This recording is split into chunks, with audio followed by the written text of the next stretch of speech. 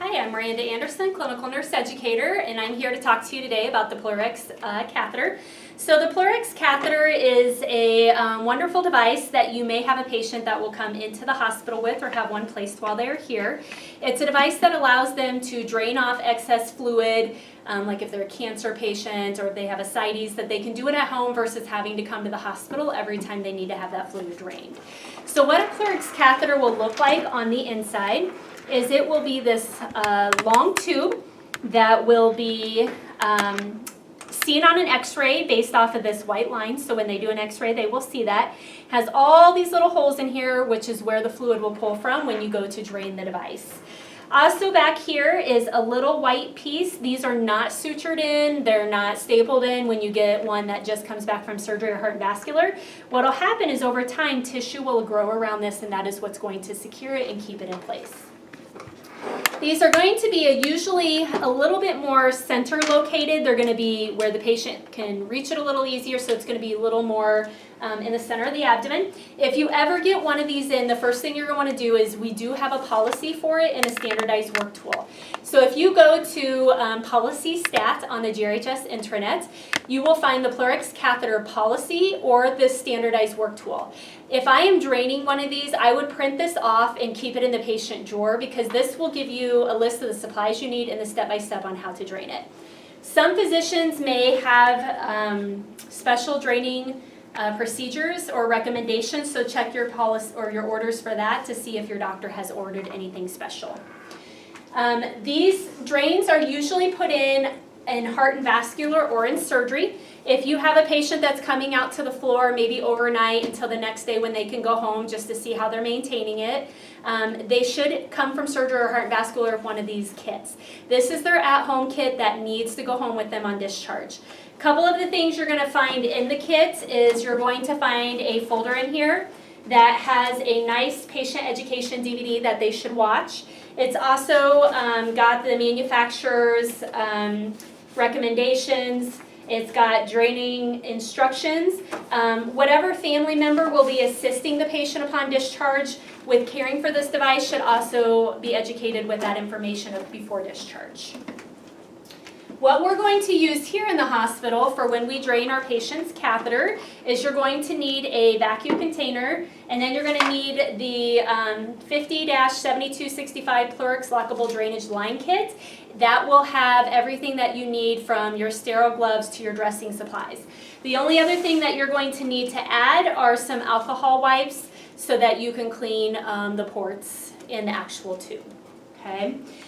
So we want to do this as sterile as possible when we're in the hospital. Your patient should be usually lying flat for them will probably be a little bit uncomfortable. You'll probably have them in somewhat of an upright position. So we're going to go ahead and open our kit.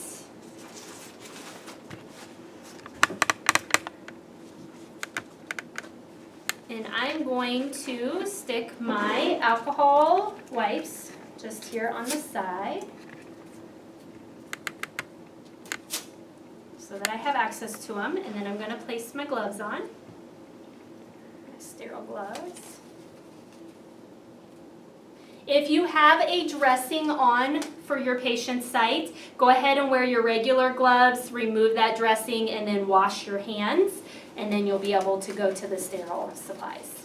So what you're going to have in your kit is you're going to have the actual drainage tube. You're going to have a new cap for your tubing once you've completed it. You're going to have this surgical drain sponge that will go against the patient's skin around the tubing. You're going to have 4x4s that will cover the tube once we coil it up. And then you're going to cover it with a bio-occlusive dressing. There is a clamp in here if you choose to clamp the tubing. It is a one-way valve that should not have fluid drain unless it's being accessed, but you do have that ability to use that if you need to. Okay? So the first thing that I'm going to do is I'm going to take off my dirty cap, and I'm going to clean it with alcohol. So you're going to want to clean this. Like I said, it's a one-way valve, not too much, nothing should come out. Go ahead and clamp it.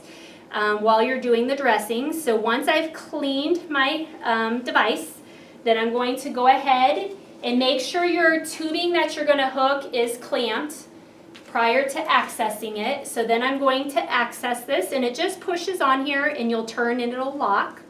And then at this point, I'm going to clean my port on my vacuum container.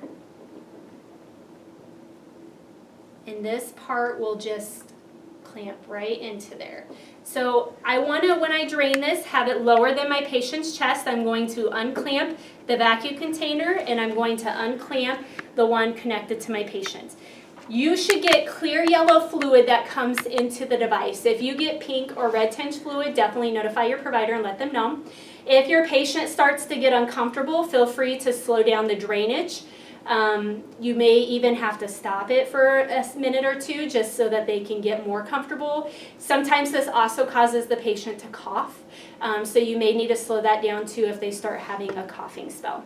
Once you either reached the amount of fluid that's going to come out or the max amount that the physician has provided. Some patients you might take 250 off and they feel comfortable. Some patients it'll be 650. Some patients you're taking the max off of what the doctor has ordered of 1500 and you have to stop it.